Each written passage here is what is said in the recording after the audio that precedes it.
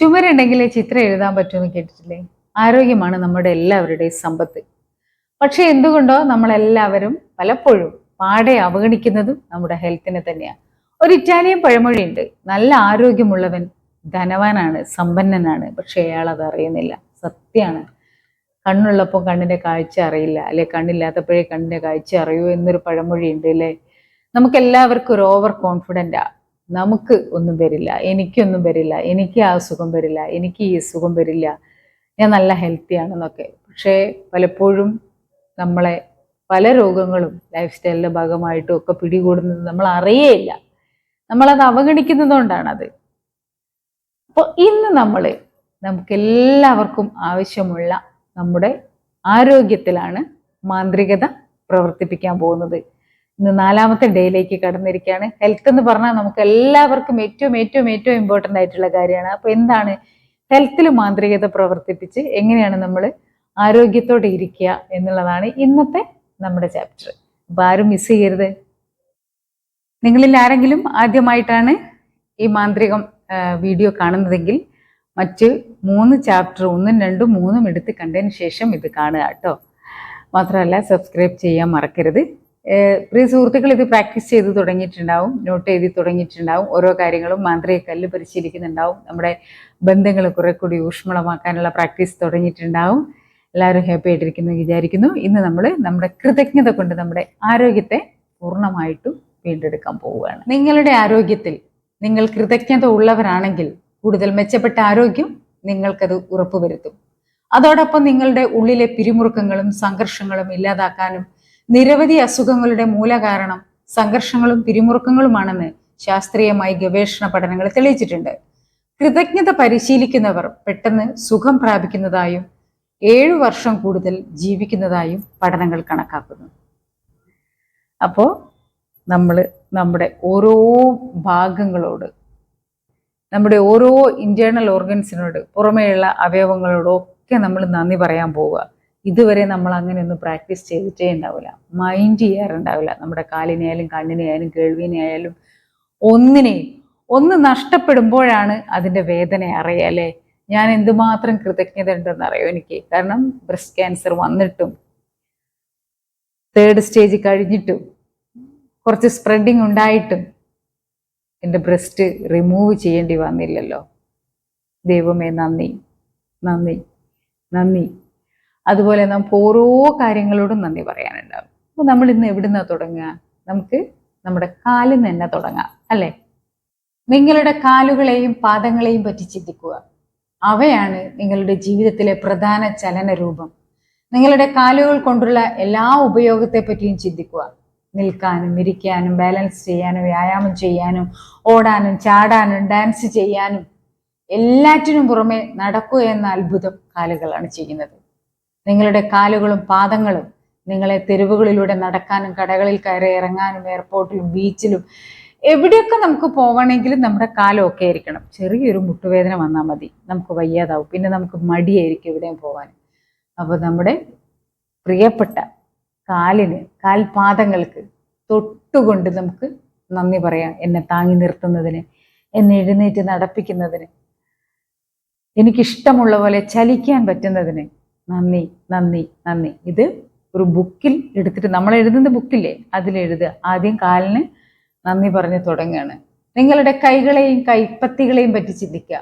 ഒരു ദിവസം തന്നെ എത്രയേറെ സാധനങ്ങളാണ് നിങ്ങൾ എടുക്കുന്നതും പിടിക്കുന്നതും. നിങ്ങളുടെ കൈകൾ നിങ്ങളുടെ ജീവിതത്തിന്റെ പ്രധാന ഉപകരണങ്ങളിൽ ഒന്നാണ്. അവ എല്ലാ ദിവസവും നിരന്തരം ഉപയോഗിക്കുകയാണ്. അവ എല്ലാ ദിവസവും നിരന്തരം ഉപയോഗിക്കല്ലേ. നമ്മുടെ കൈകൾ ഉപയോഗിച്ച് ഭക്ഷണം കഴിക്കുന്നു, എഴുതുന്നു, ഫോൺ ഉപയോഗിക്കുന്നു, കമ്പ്യൂട്ടർ പ്രവർത്തിക്കുന്നു, എന്തെല്ലാം കൈകൾ കൊണ്ടുള്ള എല്ലാ പ്രവർത്തികൾക്കും കൈവിരലുകൾക്കും നമ്മൾ കൃതജ്ഞത ഉള്ളവരായിരിക്കുക, നന്ദി പറയുക. വിസ്മയിപ്പിക്കുന്ന നമ്മുടെ ഇന്ദ്രിയങ്ങളെ പറ്റി ചിന്തിക്കുക. ദിവസത്തിൽ പല പ്രാവശ്യം നമ്മൾ ഭക്ഷണം കഴിക്കുന്നുണ്ട്. വെള്ളം കുടിക്കുമ്പോഴും നിങ്ങളുടെ രസേന്ദ്രിയ അല്ലെ, നമുക്ക് ടേസ്റ്റ് അറിയാൻ പറ്റുന്നതിന്. ടേസ്റ്റ് ഇല്ലേ നമുക്ക് ഭക്ഷണം കഴിക്കാൻ പറ്റും. ഒരു ചെറിയ പനി വന്നാൽ നമ്മൾ പറയും രുചിയില്ല, കഴിക്കാൻ പറ്റുന്നില്ല. അതിന് നമ്മൾ നന്ദി പറയുക.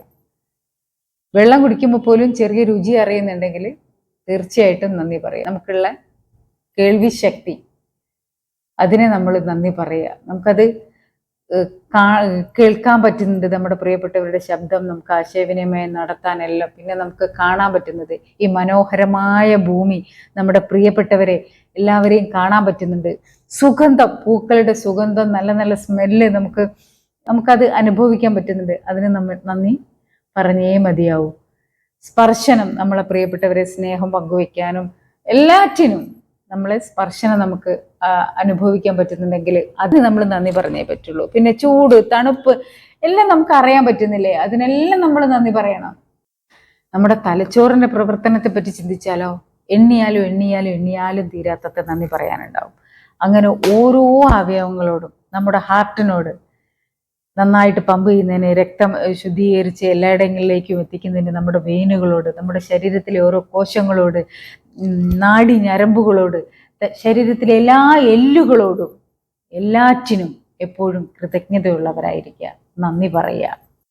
ഞാൻ നിങ്ങളുടെ അടുത്ത് പറയാറുണ്ട്, എനിക്ക് ക്യാൻസർ വന്നിരിക്കുന്ന സമയത്ത് പെയിനൊക്കെ വരുമ്പം ഞാൻ അവിടെ തൊട്ടിട്ട് നന്ദി പറയായിരുന്നു. നന്ദി, നീ എന്നെ സുഖമാക്കുകയാണല്ലോ, നന്ദി നന്ദി. എൻ്റെ കൂടെ കട്ടയ്ക്ക് സപ്പോർട്ട് ചെയ്യുന്നുണ്ടല്ലോ, നന്ദി നന്ദി നന്ദി. നിങ്ങൾ എൻ്റെ വീഡിയോസ് കാണുമ്പം, എൻ്റെ ആദ്യത്തെ കുറേ വീഡിയോസ് എടുത്ത് കാണുമ്പോൾ നിങ്ങൾക്കറിയാൻ പറ്റും എന്നിലുള്ള മാറ്റം, എൻ്റെ ഫേസിലുള്ള മാറ്റം അല്ലേ. അതെന്തുകൊണ്ടാണ് ഞാൻ ഏറ്റവും നന്ദി പറഞ്ഞുകൊണ്ടിരിക്കുക. ഈശ്വര, എവിടെയോ എത്തിപ്പോയെടുത്തുനിന്നാണ് ഞാൻ ജീവിതത്തിലേക്ക് തിരിച്ചു വന്നത്. അത് ഇനിയും ഓരോ ദിവസവും എന്നെ കൂടുതൽ ആരോഗ്യമുള്ളവളാക്കുകയാണ് ചെയ്യുന്നത് ഈ കൃതജ്ഞത. അപ്പം നമ്മളെല്ലാ അവയവങ്ങളോടും, ശരീരത്തിൻ്റെ ഓരോ ഇഞ്ചിനോടും നമ്മൾ നന്ദി രേഖപ്പെടുത്തിക്കൊണ്ട് നോട്ട് എഴുതി, അതുപോലെ തന്നെ കണ്ണടച്ചിരുന്നിട്ട് നമ്മളത് എവിടെയെങ്കിലും സ്വസ്ഥമായിരുന്നിട്ട്, എപ്പോഴാണോ നിങ്ങൾക്ക് ടൈം കിട്ടുന്നത് ആ ടൈമിൽ, ഉച്ചയ്ക്കാണോ രാവിലെയാണോ രാത്രി ഉറങ്ങാൻ പോകുന്നതിന് മുമ്പ് ചെയ്യണം. എല്ലാ അവയവങ്ങളോടും, നമ്മുടെ ശരീരത്തിനോട്, നമ്മുടെ തലമുടിയിൽ ഒരു ഇഴയോട് പോലും നന്ദി രേഖപ്പെടുത്തുക. അതിനുശേഷം നിങ്ങൾ എന്ത് ചെയ്യണം, ഇതുപോലെ ഒരു പേപ്പർ എടുക്കുക, എന്നിട്ട് അതിൽ എഴുതുക, ആരോഗ്യത്തിന്റെ സമ്മാനമാണ് എൻ്റെ ജീവൻ നിലനിർത്തുന്നത്, നന്ദി നന്ദി നന്ദി. ഇത് ഞാൻ എഴുതി വെച്ചതാണ്, ഇത് ഞാൻ എപ്പോഴും എടുത്തു നോക്കും. എന്നിട്ട് നിങ്ങൾ എന്ത് ചെയ്യുക, നമ്മൾ പേഷ്യൻ്റ് ആയിരിക്കുന്നവർക്കൊക്കെ എത്ര സുഖമാവും അറിയാം, എത്ര പെട്ടെന്ന്. ഞാനിത് എപ്പോഴും എൻ്റെ ബെഡിനെടുത്ത് വെക്കായിരുന്നു.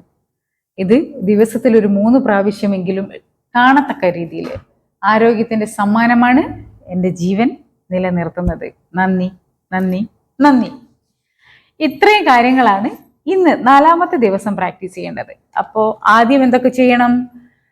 ആദ്യത്തെ ദിവസം നമ്മൾ പ്രാക്ടീസ് ചെയ്ത 10 അനുഗ്രഹങ്ങൾ, ഇന്ന് ചായ കുടിച്ചത് മുതൽ നമ്മൾ ഉറങ്ങാൻ പോകുന്നത് വരെയുള്ള 10 കാര്യങ്ങൾക്ക് അനുഗ്രഹങ്ങൾക്ക് നമ്മൾ നന്ദി രേഖപ്പെടുത്തുന്നു.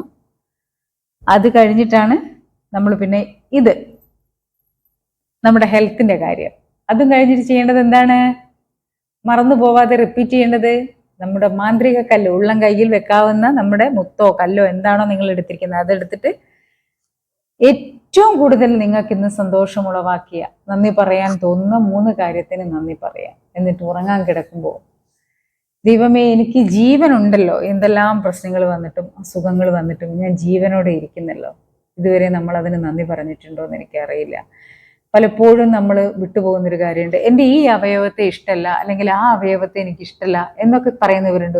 എൻ്റെ മൂക്ക് എനിക്ക് ഇഷ്ടമല്ല അത്ര, എൻ്റെ കണ്ണ് എനിക്കിട്ടില്ല. ചിലർ ചോദിക്കുകയും ചെയ്യും പ്രിയപ്പെട്ടവരോട്, എൻ്റെ ഏത് ഭാഗമാണ് നിനക്ക് ഏറ്റവും ഇഷ്ടം എന്നൊക്കെ, എൻ്റെ കണ്ണാണോ മൂക്കാണോ എന്നൊക്കെ. നമുക്കുണ്ടല്ലോ, നമ്മുടെ വെട്ടിക്കളയുന്ന നഖം പോലും നമുക്ക് പ്രിയപ്പെട്ടതാവട്ടെ. അപ്പൊ എല്ലാവരും ഹാപ്പി ആയിട്ടിരിക്കുക. 5ാമത്തെ ദിവസം നമുക്ക് ലൈഫിൽ ഏറ്റവും വേണ്ട ഒരു മാന്ത്രികതയാണ് നമ്മൾ നിറയ്ക്കാൻ പോകുന്നത്, ഒഴിച്ചുകൂടാൻ പറ്റാത്ത. അപ്പൊ ആരും മിസ് ചെയ്യരുത്. നിങ്ങളിത് എല്ലാവർക്കും ഷെയർ ചെയ്ത് കൊടുക്കുന്നുണ്ടോ? ആരെങ്കിലുമൊക്കെ ഹാപ്പി ആയിട്ടിരിക്കട്ടോ. 10 ആൾ കേൾക്കുന്നുണ്ടെങ്കിൽ, ഒരാൾ ഇത് പ്രാക്ടീസ് ചെയ്യുന്നുണ്ടെങ്കിൽ, ഒരാളെ ഉള്ളിലെങ്കിലും ഒരു തിരിനാളം തെളിയുന്നുണ്ടെങ്കിൽ ഞാൻ ഹാപ്പിയായി. Love you all.